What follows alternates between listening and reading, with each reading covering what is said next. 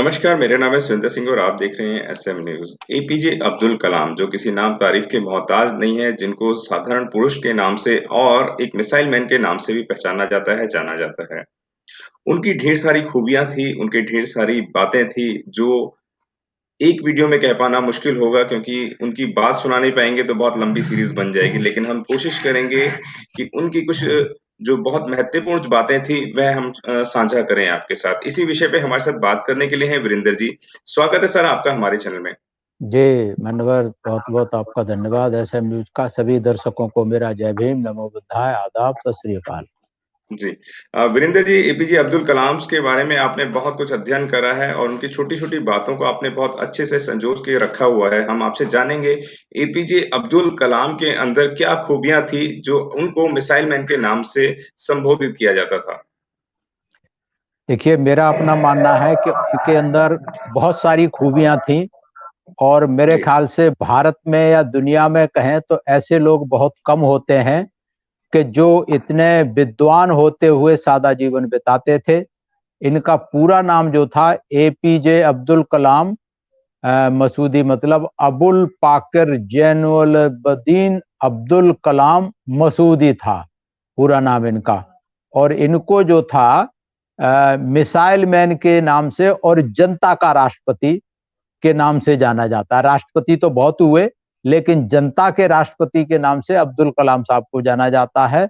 और ये जो थे भारतीय गणतंत्र के 11वें राष्ट्रपति बने थे और उससे पहले जाने-माने वैज्ञानिक थे, इंजीनियर थे और उन्होंने एक चीज़ जीवन में सिखाया। उन्होंने सिखाया कि जीवन में जैसी भी परिस्थिति क्यों ना हो, पर जब आप अपने सपने को पूरा करने की ठान लेते हैं, तो उन्हें पूरा करके ही रहते हैं और ऐसा उन्होंने किया भी। उन्होंने वैज्ञानिक के विज्ञान के व्यवस्थापक के रूप में 4 दशकों तक लगातार मतलब करीब 40 सालों तक रक्षा अनुसंधान और विकास संगठन डीआरडीओ में, जो डिफेंस का रिसर्च ऑर्गेनाइजेशन है, और भारतीय अंतरिक्ष अनुसंधान संगठन इसरो में जो है काम किया और नागरिक अंतरिक्ष कार्यक्रम और सैन्य मिसाइल के विकास में भी शामिल रहे। इन्हें बैलिस्टिक मिसाइल और प्रक्षेपण यान प्रौद्योगिकी टेक्नोलॉजी के विकास के कार्यों के लिए भारत में मिसाइल मैन के नाम से जाना जाता है। खास करके अगर हम मिसाइल और स्पेस के बारे में करेंगे तो शायद कलाम साहब ने जितना काम किया है भारत में, उतना किसी वैज्ञानिक ने आज तक, चाहे तो इसरो रहा हो, चाहे डीआरडीओ रहा हो, इतना काम किसी ने नहीं किया। और 2002 में मतलब राष्ट्रपति चुने गए और सभी पार्टियों ने इनका समर्थन किया था। विपक्ष की पार्टियों ने, पक्ष की पार्टियों ने, लेफ्ट राइट सभी ने इनका समर्थन किया था, तब ये राष्ट्रपति बने थे। और इन्हें भारत रत्न का पुरस्कार भी, जो भारत का सर्वोच्च नागरिक पुरस्कार है, वो इनको मिला था। इनका जन्म 15 अक्टूबर 1931 को रामेश्वरम रमनाथपुरम जिला में हुआ था और जिनका छोटा सा गांव था धनुषकोणी गांव। धनुषकोणी गांव में मध्यम मुस्लिम परिवार में हुआ था, अंसार परिवार में हुआ था। इनके पिताजी ज्यादा पढ़े लिखे नहीं थे और ना ही ज्यादा पैसे वाले थे। इनके नाव जो है इनके पिताजी किराए पे देते थे मछुआरों को और इनका संयुक्त परिवार में रहते थे। 5 भाई बहन थे ये और अपना जो है आरंभिक शिक्षा जारी रखने के लिए वितरित करने का काम भी किया था, अखबार भी बांटने का काम किया था। इन्होंने शुरू में जब पढ़ाई करते थे तो अखबार बांटने का काम किया था और इन्होंने 1950 में मद्रास आईआईटी से अंतरिक्ष विज्ञान में जो थी बीटेक की डिग्री प्राप्त की थी, स्नातक की। स्नातक होने के बाद उन्होंने हावरक्राफ्ट परियोजना पर काम किया और इस तरीके से काफी सारे उन्होंने काम किए। 1972 में वे भारतीय अंतरिक्ष अनुसंधान संगठन से जुड़े। अब्दुल कलाम को परियोजना महानिदेशक के रूप में भारत का पहला स्वदेशी उपग्रह SLV-3 जो था प्रक्षेपास्त्र बनाने का श्रेय हासिल हुआ। ये बहुत महत्वपूर्ण और ऐतिहासिक काम था उस समय। 1980 में इन्होंने रोहिणी उपग्रह को पृथ्वी की कक्षा के निकट स्थापित किया था। यह भी बहुत ऐतिहासिक काम था। और अंतरराष्ट्रीय अंतरिक्ष क्लब का जो था भारत सदस्य बना था। इन्होंने इसरो लॉन्च व्हीकल प्रोग्राम को जो है भी इन्हें प्रदान किया जाता है। और उन्होंने स्वदेशी लक्ष्य भेदी नियंत्रित प्रक्षेपात गाइडेड मिसाइल जिसको बोलते हैं, उसको भी इन्होंने डिजाइन किया था। अग्नि और पृथ्वी जैसे जो प्रक्षेपात्र जो मिसाइलें बनाई गई, उनको जो था इन्होंने स्वदेशी तकनीकी से बनाया था। 1992 से लेकर 1999 तक रक्षा मंत्री के सलाहकार रहे और उन्होंने रणनीतिक प्रक्षेपास्त्र प्रणाली का उपयोग आग्नेयास्त्रों के रूप में किया था। परमाणु परीक्षण भी मेरे ख्याल से ये भी ऐतिहासिक काम था जो कलाम साहब ने किया था कि परमाणु परीक्षण की परमाणु ऊर्जा के साथ मिलकर के किया। और कलाम ने भारत के विकास को 2020 तक विज्ञान के क्षेत्र में अत्याधुनिक करने के लिए विशिष्ट सोच प्रदान की थी। 1998 में पोखरण में उन्होंने दूसरा सफल परमाणु परीक्षण किया था और परमाणु शक्ति से संपन्न राष्ट्रों की सूची में भारत हुआ था। ये भी जो पहला पोखरण जो हुआ था परमाणु परीक्षण, वो भी कलाम साहब की देखरेख में हुआ था। और 1988 में जब अटल बिहारी वाजपेयी देश के प्रधानमंत्री थे, उस समय पोखरण का जो परमाणु वो परीक्षण किया था, वो भी कलाम साहब की कारण हुआ था, उनकी देखरेख में हुआ था। तो ये जो काम किए थे कलाम साहब ने, ये बहुत ही महत्वपूर्ण थे ये देश के लिए। और देश को अंतर्राष्ट्रीय ख्याति मिलने में, अंतर्राष्ट्रीय जो संपन्न राष्ट्र थे परमाणु जो जिनको एटॉमिक स्टेट बोला जाता है, राष्ट्र बोला जाता है, उसमें सूची में शामिल हुआ। तो ये जो काम कलाम साहब ने किए, ये बहुत ही ऐतिहासिक काम थे और बहुत ही तकनीकी वाले, मतलब बहुत ही क्या कहने चाहिए एक्सपर्टाइज के काम थे, जिसमें इनको बहुत ही क्या कहने चाहिए महारत हासिल थी। उन्होंने राष्ट्रपति जब बने, राष्ट्रपति भी इनको जनता के राष्ट्रपति के रूप में जाना जाता है। और कलाम साहब अपनी निजी जिंदगी में जो थे बहुत ही अनुशासित व्यक्ति थे, अनुशासन व्यक्ति थे और ये शाकाहारी थे। ये भी कई बार लगता है कि मुस्लिम होकर के शाकाहारी होना ये भी एक बहुत बड़ा उनका गुण था, अगर हम उसको देखें। और ये कहा जाता है कि कलाम साहब कुरान के साथ साथ में गीता का भी अध्ययन किया करते थे, गीता का अध्ययन भी लगातार करते थे। और गीता के साथ साथ में वो सारे हिंदू क्या कहने चाहिए बहुत सारी हिंदू रीति रिवाजों का भी अनुशासन पालन करते थे, भगवत गीता का अध्ययन करते थे। और कलाम साहब ने कई जगह तिरुक्कुलम का भी कोई अनुसरण करते थे, ये मुझे पता नहीं क्या होता है, अपने भाषणों में एक इसका उल्लेख जरूर किया करते थे। तो इस तरीके से कलाम साहब के जो काम थे वो बहुत ही ऐतिहासिक थे, देश के लिए, देश के विकास के लिए, जनता के लिए बहुत ही महत्वपूर्ण कार्य थे। रोहिणी उपग्रह को भी पृथ्वी में शामिल किया था। दक्षिण कोरिया में ये किताबें भी लिखी हैं, ये लेखक भी थे, लेखक थे, प्रोफेसर थे, ये वैज्ञानिक थे, इंजीनियर थे, बहुत सारी खूबियां थीं। और इनकी लिखी हुई किताबें दक्षिण कोरिया में बहुत पसंद की जाती हैं। उन्होंने कलाम साहब ने कहा था कि 2000 वर्षों के इतिहास में भारत पर 600 वर्षों तक अन्य लोगों ने शासन किया है। यदि आप विकास चाहते हैं तो देश में शांति की स्थिति होना आवश्यक है और शांति की स्थापना शक्ति से होती है। इसी कारण प्रक्षेपास्त्रों को विकसित किया गया ताकि देश शक्ति संपन्न हो सके। ये कलाम साहब की सोच बहुत महत्वपूर्ण थी, क्योंकि शांति तभी हो सकती है जब आप मजबूत होंगे।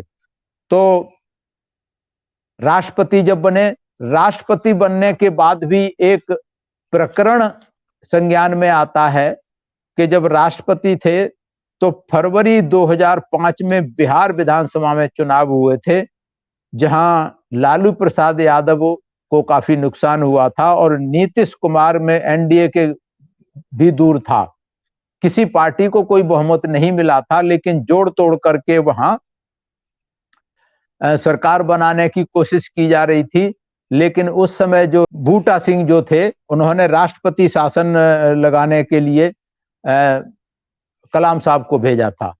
केंद्रीय मंत्रिमंडल ने भी प्रस्ताव पास करके राष्ट्रपति शासन लगाने के लिए भेज दिया गया था। उस समय ये बहुत ही परेशान थे।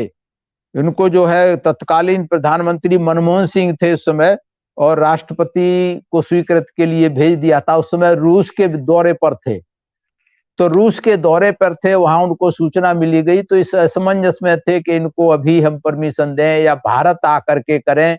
वो नहीं चाहते थे कि राष्ट्रपति शासन लागू हो या दोबारा इसको भेजें, इसी असमंजस में थे। तो प्रधानमंत्री मनमोहन सिंह साहब ने इनसे बात की और सारी स्थिति को अवगत करा चुके थे, लेकिन सारी परिस्थिति को मद्देनजर रखते हुए उन्हें मजबूरी में राष्ट्रपति शासन लगाने की अधिसूचना पर दस्तखत करना पड़े।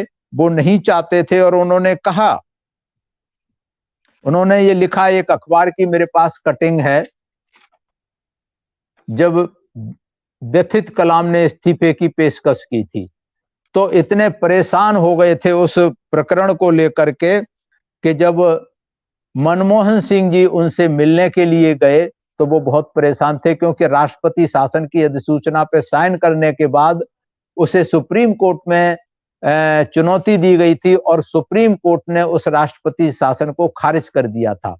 इससे कलाम साहब बहुत ही व्यथित हुए थे और उन्होंने मनमोहन सिंह जी से अपना इस्तीफा देने की पेशकश की थी। तो मनमोहन जी भी परेशान हो गए। उन्होंने कहा कि ऐसी परिस्थिति में तो केंद्र सरकार का तख्ता पलट हो सकता है, इसलिए आप ऐसा ना करें। तो उन्होंने अनुरोध स्वीकार कर लिया, लेकिन डायरी में लिखा कि मैं पूरी रात सो नहीं पाया, मेरी भावनाओं से बड़ा मेरा देश के प्रति कर्तव्य है, लिहाजा मैं कोई संकट पैदा नहीं करूंगा।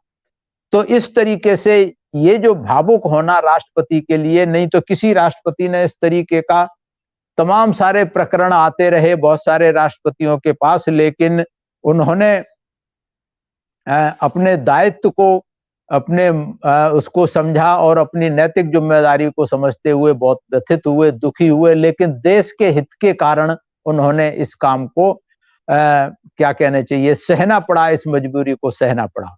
तो देश के प्रति मतलब देश प्रेम इतना था उनके अंदर। और जब राष्ट्रपति पद के दायित्व से जब मुक्त हो गए, उसके बाद भी वो चैन से नहीं बैठे। उसके बाद बहुत सारे विश्वविद्यालय में बहुत सारे जो अनुसंधान संस्थान थे उसमें विजिटिंग प्रोफेसर बन गए, लगातार जाते रहे, एरोस्पेस इंजीनियरिंग के प्रोफेसर बन गए, वहां जाते रहे, और बनारस हिंदू विश्वविद्यालय और अन्य विश्वविद्यालय में टेक्नोलॉजी, इंफॉर्मेशन टेक्नोलॉजी के लिए लगातार जाते रहे। और कर्नाटक कहते हैं कि कलाम कर्नाटक भक्ति संगीत हर दिन सुनते थे और हिंदू संस्कृति में विश्वास करते थे। जैसे मैंने बताया, गीता का भी अध्ययन करते थे और शाकाहारी थे। और इस तरीके से करते हुए 27 जुलाई 2015 की शाम को अब्दुल कलाम साहब भारतीय प्रबंधन संस्थान शिलोंग में रहने योग्य ग्रह पर एक व्याख्यान दे रहे थे, तभी उन्होंने कार्डियक अरेस्ट हुआ। मतलब मरते दम तक, अंतिम सांस तक वो काम करते रहे, इंजीनियरिंग का, प्रौद्योगिकी का, पढ़ाने का काम करते रहे राष्ट्रपति निवृत्त होने के बाद। तो ऐसा कर्तव्यनिष्ठ देशभक्त मेरे ख्याल से राष्ट्रपति, इंजीनियर, एरोस्पेस, जिन्होंने इतनी सारी टेक्नोलॉजी दी, गाइडेड मिसाइल बनाई, ये परमाणु परीक्षण किए, ये बहुत आपसे सवाल रखना चाहूंगा जैसे आपने बताया इतना देश प्रेमी, देशभक्त और जिन्होंने इतनी बड़ी मिसाइलें दी हैं, देश को साइंस के युग पे लेकर गए हैं और उन जो अंतिम बात भी वह कही उन्होंने तो वह भी एजुकेशन की एक बात कर रहे थे। लेकिन कुछ लोग आज भी उनको जिहादी के नाम से कहते हैं, तो उसको किस नज़र से आप देखते हैं और क्या कहना चाहेंगे ऐसे लोगों को? देखिए मान्यवर, कहने वाले तो कुछ भी कह सकते हैं, किसी का मुंह जी, नहीं पकड़ सकते, जी, लेकिन जो आज कलाम साहब को अगर कोई जिहादी कहता है तो मैं सोचता हूं कि वो बहुत बड़ा महामूर्ख है, बहुत बड़ा उद्दंड है, और वो राष्ट्रद्रोही या देशद्रोही हो सकता है जो कलाम साहब को अगर जिहादी के नाम से जानेगा। इतनी सारी चीजें, हिंदू संस्कृति के वो पक्षधर थे, गीता पढ़ते थे, कुरान पढ़ते थे, शाकाहारी थे, और उन्होंने एक जगह कहा भी है कि सबसे उत्तम कार्य क्या होता है? किसी इंसान के दिल को खुश करना, किसी भूखे को खाना देना, जरूरतमंद की मदद करना, किसी दुखियारे का दुख हल्का करना और किसी घायल की सेवा करना। ऐसे विचार जिस व्यक्ति के हों, क्या वो जिहादी हो सकता है? जी, ये दूषित दूषित मानसिकता के लोग हैं। जिसने भी कहा है मुझे नहीं पता, लेकिन इनकी मानसिकता निश्चित रूप से दूषित है।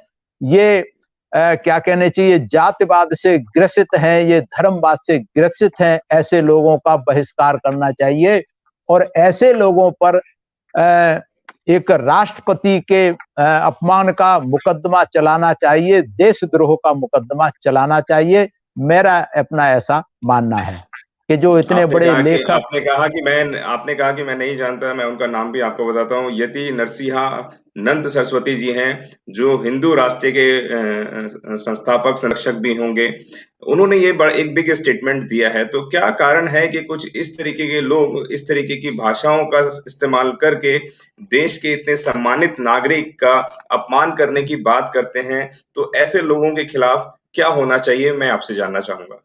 बिल्कुल ऐसे लोगों के कानूनी कार्रवाई होनी चाहिए। ये जो लोग हैं ये बेसिकली क्या है कि हिंदू मुस्लिम के बीच में खाई पैदा करने का काम कर रहे हैं, और ये कहीं न जी, कहीं ये संगठन जो है आरएसएस के संगठन है, आरएसएस जिससे जुड़े हुए हैं, और जी, आरएसएस की ये विचारधारा है। उनकी जी, किताब जो है बंच ऑफ थॉट्स में ये लिखा हुआ है कि इस देश के मुसलमानों को कोई भी अधिकार नहीं मिलना चाहिए, इवन उनको नागरिकता भी नहीं मिलनी चाहिए इस देश की। जी, और अगर मुसलमान इस देश में रहना चाहते हैं, पहले तो बाहर चले जाएं, पाकिस्तान चले जाएं, अगर रहना चाहते हैं तो गुलाम बन के रहें। तो ये जी, मानसिकता दूषित मानसिकता के लोग हैं। मेरा अपना मानना है आरएसएस के संगठन और जो मौजूदा सरकारें चल रही हैं वो भी आरएसएस के इशारों पे चल रही हैं। तो ये लोग कुछ भी, किसी के लिए भी कुछ भी कह सकते हैं। ये जी, इतिहास के जो महान पुरुष रहे हैं और जो इनके हिसाब से नहीं चलता, जो हिंदुत्व की बात को नहीं मानता, या जो पेरियार की अभी बात चल रही थी, पेरियार के लिए भी कट्टर दुश्मन रहे हैं। जब उत्तर प्रदेश में बहन कुमारी मायावती की सरकार थी तो पेरियार की मूर्ति लगानी थी तो उन्होंने तमाम सारा बवंडर किया था। तो जी, जो हिंदुत्व का विरोधी है या जो क्या कहने चाहिए, समता मूलक समाज या समानता, स्वतंत्रता, भाईचारे का जो हमदर्द है वो इनको पसंद नहीं है। इनको चाहिए हिंदू मुस्लिम की खाई बढ़ाने वाले, हिंदुत्व की भावना वालों को ये मानते हैं। तो ये राष्ट्र विरोधी लोग हैं, देश विरोधी लोग हैं, जातीय मानसिकता के लोग हैं। इनसे हमें सावधान रहने की जरूरत है और इन पर कार्रवाई अवश्य होनी चाहिए, लेकिन मुझे नहीं लगता है कि सरकार इस पर कार्रवाई करेगी। जी, जी, बिल्कुल। धन्यवाद। जैसा जैसे आपने बताया कि मेरे को नहीं लगता कि सरकार इस पे कार्रवाई करेगी और ये स्टेटमेंट लगभग ये मार्च के अंदर आया हुआ था उनका, जो उन्होंने स्टेटमेंट दिया था। और आपने जितनी सारी खूबियां बताई हैं समय के रहते जो था वह भी आपने कम बताई हैं। और एपीजे अब्दुल कलाम के बारे में तो जितना कहा जाए वह कम है। अगर मैं कहूँ कि सूरज को दिया दिखाने जैसा है तो वो भी कम नहीं होगा, क्योंकि उन्होंने जाति और धर्मों से ऊपर उठ के कहीं ज़्यादा बात करी है। उन्होंने कभी अपने आप को मुस्लिम नहीं समझा। और जो इस तरीके के तथाकथित लोग हैं जो इस तरीके की भाषा शैली का इस्तेमाल करते हैं, इनके खिलाफ भी कोई ना कोई एक्शन होना चाहिए। जो अपने महापुरुषों के बारे में बात करते हैं, जिसको देश के राष्ट्रपति के से नवाजा गया और तमाम चीज़ों से उनको नवाजा गया। मैं धन्यवाद करूँगा वीरेंद्र जी, जो आपने इस अहम चर्चा पे हमारे साथ बात करी। आपका भी धन्यवाद, सभी दर्शकों का धन्यवाद, सभी को मेरा आभार, सभी को मेरा प्रणाम। अगर आपने अभी तक हमारा चैनल सब्सक्राइब नहीं किया है तो सब्सक्राइब करें और घंटी का बटन बिल्कुल भी दबाना ना भूलें ताकि सभी लेटेस्ट खबरें पहुंच सकें आप पे सबसे पहले।